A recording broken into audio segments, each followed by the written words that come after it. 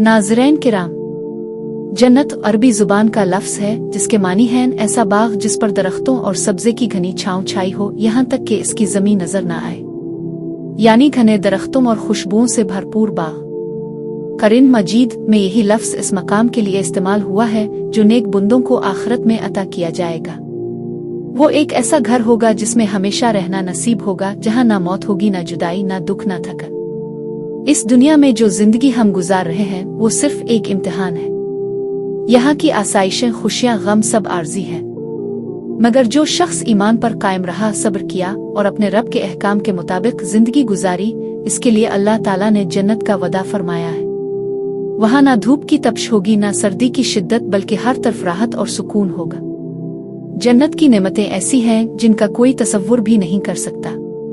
अल्लाह के रसूल सल्लल्लाहु अलैहि वसल्लम ने फरमाया कि वहाँ वो चीजें होंगी जो किसी आंख ने देखी नहीं, किसी कान ने सुनी नहीं और किसी दिल ने उनका ख्याल तक नहीं किया। इंसान वहाँ हमेशा जवान रहेगा, कभी बीमार नहीं होगा, कभी बूढ़ा नहीं होगा।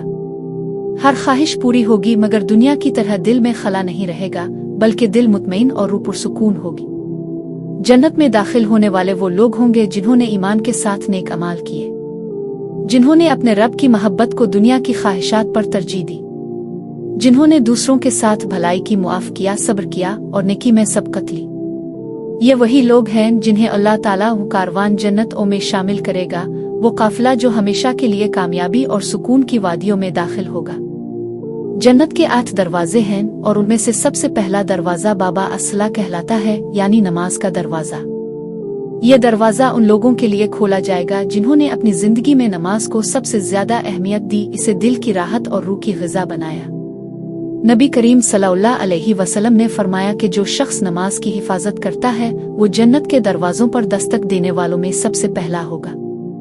एक और दरवाजा है बाबा अर्यान। ये खास तौर पर उन रोजादारों के लिए है जिन्होंने अपनी भूख प्यास और ख्वाहिशात पर काबू पाया सिर्फ अल्लाह की रजा के लिए।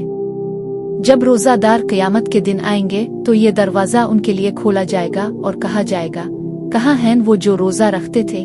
तब वही दाखिल होंगे और उनके बाद ये दरवाजा बंद कर दिया जाएगा। इसी तरह एक दरवाजा है बाबा अल जिहाद, उन लोगों के लिए जिन्होंने अपनी जान, माल और वक्त अल्लाह की राह में कुर्बान किया।